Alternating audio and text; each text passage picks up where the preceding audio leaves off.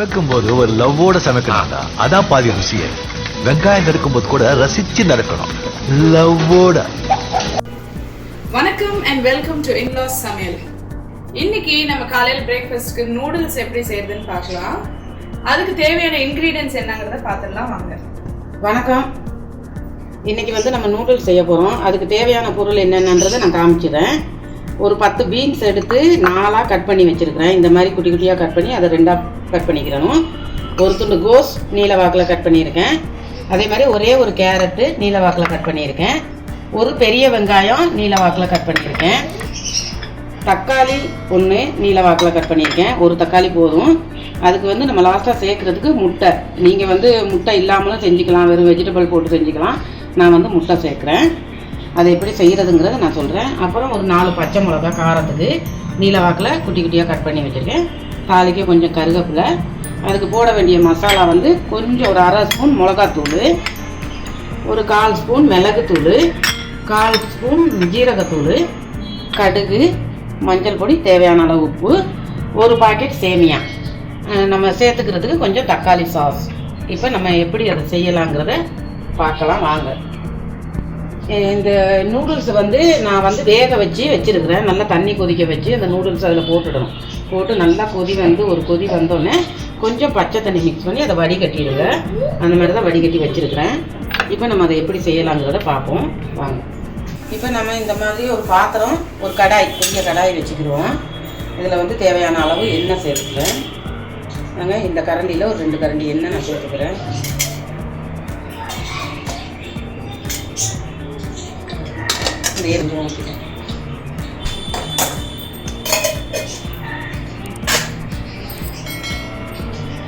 எண்ணெய் நல்லா காயட்டும். எண்ணெய் காய்ச்சதுமே நம்ம இந்த கடுகு உளுத்தம்பருப்பு சேர்த்துக்குவோம்.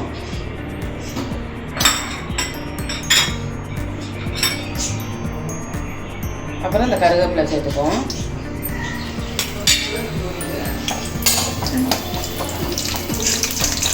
இதுக்கு வந்து நம்ம இஞ்சி பூண்டு பேஸ்ட்டு கூட சேர்த்துக்கலாம், நல்லாயிருக்கும். இன்றைக்கி நான் இஞ்சி பூண்டு பேஸ்ட்டும் சேர்க்க போகிறேன். பச்சை மிளகாய் சேர்த்துக்குவோம்.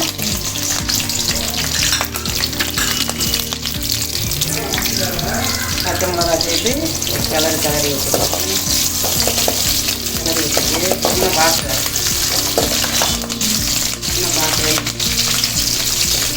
நமக்கு இதை போட்டாலே ரொம்ப ஞாபகம் தான். ரொம்ப எல்லாம் இதில் சேர்க்கக்கூடாது. ரொம்ப வந்து நான்வெஜ்ஜு மெயினாக முட்டை குழம்பு கூட சேர்க்கலாம். இப்போ இந்த ஒரு வெங்காயம் கட் பண்ணி வச்சுருக்கேன், அதையும் நம்ம சேர்த்துக்கலாம். சேர்த்து நல்லா வதக்கில் போட்டுருவோம் கொஞ்சம். இது வந்து நான் வந்து இந்த காயெல்லாம் வதக்கி தான் செய்வேன். சேமியா வேக வச்சு அப்படியே போட்டு எதுவும் பண்ண மாட்டேன், ஏன்னா வேகாமல் இருந்தது. அதுக்காக தான் வதக்கி செய்வேன். கொஞ்சம் நல்லா வதங்கட்டும் இதெல்லாம்.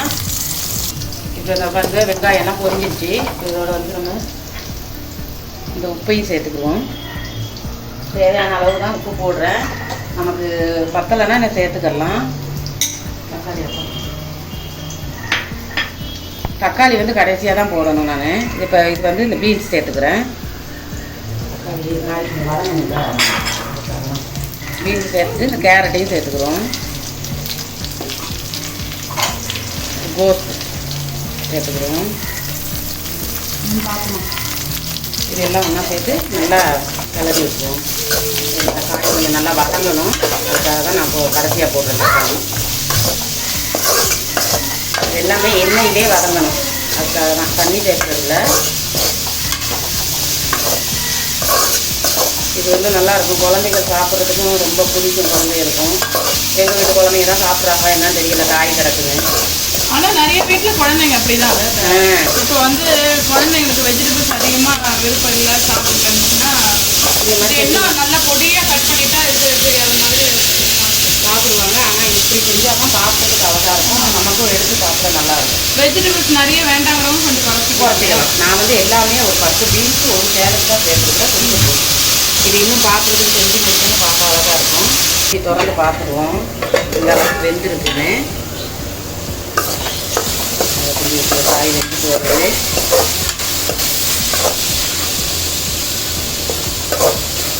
வந்துருக்கு. இப்போ வந்து நம்ம இந்த காய் வெந்ததுக்கு அப்புறமா இந்த தக்காளியை சேர்த்துக்கலாம். அந்த தக்காளியோட இந்த மஞ்சள் பொடியை நம்ம சேர்த்துக்கலாம். போட்டு இப்போ நல்லா அதை கிளறி விட்டுருவோம்.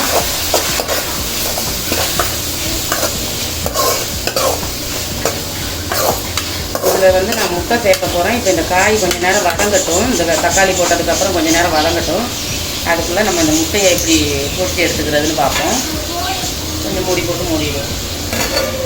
இப்போ நம்ம இந்த நூடுல்ஸில் சேர்க்குறதுக்கு இந்த முட்டை பொரிக்க போகிறேன். அதில் வந்து ஃபஸ்ட்டு கடாயை வச்சு கொஞ்சம் எண்ணெய் ஊற்றிருக்கேன். கொஞ்சமாக உப்பு,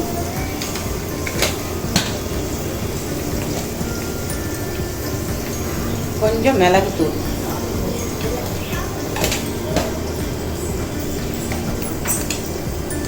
கொஞ்சம் ஜீரகத்தூள்.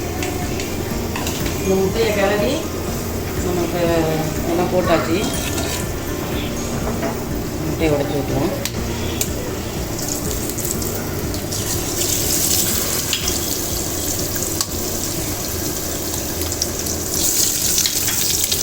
நான் செய்கிற விதமே வேறு மாதிரி இருக்கும் நூடுல்ஸ். அதனால தான் இப்படி செஞ்சுக்கிட்டு இருக்கேன். முட்டையை நல்லா பொடி மாஸ் மாதிரி பண்ணிடணும். நல்லா கிளறி வச்சுட்டு பொரிஞ்சிடும் அந்த முட்டையெல்லாம் நல்லா.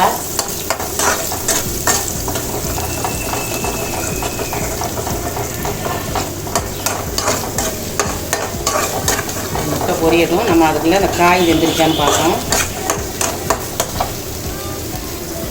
காய் வெந்திருக்கான்னு பார்ப்போம். காய் நல்லா வெந்திருச்சு. வெங்காயம் தக்காளியெல்லாம் நல்லா வதங்கிடுச்சு. நல்லா வதங்கிடுச்சு. மசாலா எடுக்கணும். இப்போ நம்ம இந்த மசாலாவை சேர்த்துக்குவோம். மிளகுத்தூள், கொஞ்சம் மிளகாத்தூள், காரத்தூள். இப்போ எடுத்து மிளகு இதுதான் தனியாக சேர்த்து. ஆமாம். இப்போ இது ஜீரகத்தூள், கொஞ்சம் டொமேட்டோ சாஸ் கொஞ்சம் சேர்த்துக்கணும். இது வந்து லைட்டாக புளிப்பு தன்மை இருக்கும். அதுக்காக ரெண்டுமே இருக்கும். புளிப்பு புளிப்பு ரெண்டுமே இருக்கும். நல்லா இது கிளறி வச்சுக்குவோம். எல்லா காய்கறிக்காரங்க வதங்கினோன்னா கொஞ்சம் ஆயிடுச்சு. ஃபஸ்ட்டு போடும்போது நிறைய தெரிஞ்சுது. இப்போ கொஞ்சம் ஆயிடுச்சு. அவ்வளோதான். காரம் ரொம்ப போட்டால் பிள்ளைய சாப்பிடாது. அதெல்லாம் கொஞ்சமாக சேர்த்துருக்கேன்.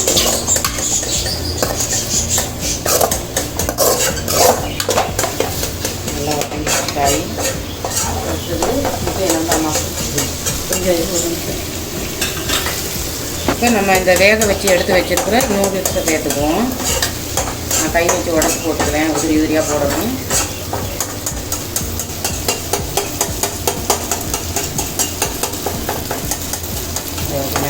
வடிகட்டி வச்சதுனால அப்படி இருக்கு.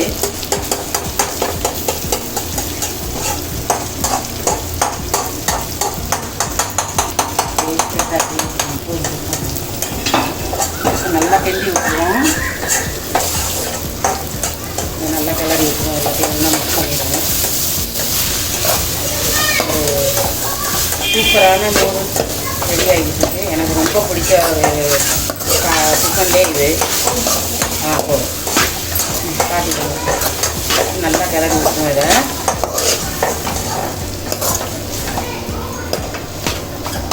கொஞ்சம் அப்படியே இருக்கட்டும். இப்போ பாருங்கள் முட்டை அப்படியே பொடி மாஸ் மாதிரி ஆகிடுச்சு. பாருங்க, இந்த அளவுக்கு நம்ம பொடிசாக பொரிச்சிக்கிறணும். அடுத்து என்ன பண்ண போகிறேன்றதை நான் சொல்கிறேன். இதை தான் ஃபஸ்ட்டு நல்லா கிளறி விட்டுக்கணும். மசாலா ஐட்டம்லாம் நிறைய தேவையில்ல. 2 ஐட்டம், 3 ஐட்டம் தான்.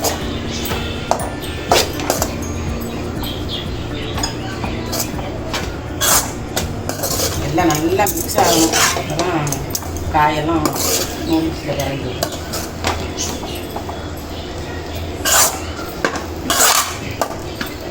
இப்போ இந்த பச்சை மிளகாவும் மிளகாத்தூளும் எக்ஸ்ட்ரா ஆட் பண்ணதுனால காரம் இருக்காது. காரம் அவ்வளோவா இருக்காது. காரம் இருக்காது. இந்த கரண்டியில் மாற்றிக்கிறேன். கரண்டியில் பாருங்க, நல்லா இருக்கு. சூப்பராக இருக்கா? இன்னும் என் பேரன் வந்து எந்த காயும் சாப்பிட மாட்டான். அதனால இதில் காய் இருக்கு. எப்போ பார்த்தாலும் அவன் ஒரு தோசையால் அடிச்ச கட்டை தோசைன்னு நிறைய குழந்தைங்க அப்படிதான் வெஜிடபிள்ஸ் விரும்பி சாப்பிடுவாங்க. இதில் இருக்கிற காய் எல்லாம் பொறுக்கிட்டு தான் அவனுக்கு கொடுக்கணும்னா. இதெல்லாம் ஒன்று தான் ஒரு காயாக எடுத்துக்கணும். தேடி அவ்வளோதான். ரெடி ஆயிடுச்சு. இப்போ அடுத்தது என்ன பண்ண போகிறேன் ரெடி ஆயிடுச்சு. இப்போ வந்து இந்த முட்டையை அப்படியே நான் இதில் சேர்த்து போடுவேன். உங்களுக்கு முட்டை தேவையில்லைன்னா நீங்கள் சேர்த்துக்காமல் வெறும் காய் மட்டும் போட்டு சேர்த்துக்கலாம். முட்டையை சேர்த்ததுக்கு அப்புறமா இதையும் நல்லா கிளறி விட்டுறணும். நான்வெஜ் சாப்பிடாதவங்களா இருந்தால் வெறும் ஆமாம், சும்மா ஒரு 2 காய் இருந்தால் கூட போதும். ஒரு ஆள் 2 பேர் செய்கிற மாதிரி இருந்தால். சும்மா இவ்வளோ பேர் இத்தனை பேருக்கு செய்கிறதுனால இவ்வளோ செய்கிறேன்.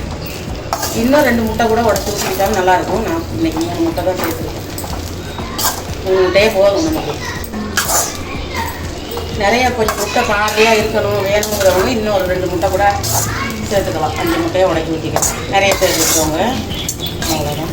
வீட்டில் முட்டை பெய்யதும் நிறைய பேர். எங்கள் வீட்டில் தான் முட்டை சிறுசுலேருந்து பெருசு வரைக்கும் எல்லாம் முட்டை பண்ணதான் வைக்கணும். நான் இனி முட்டை பண்ணைக்கு திண்டுக்கல்லுக்கு தான் போகணும். நாமக்கல்லாம் திண்டுக்கல்லையா அங்கே தான் போயிட்டு முட்டையெல்லாம் அள்ளிட்டு வரணும். ஓகே பாருங்க, சேமியா ரெடி ஆகிடுச்சு. சூப்பராக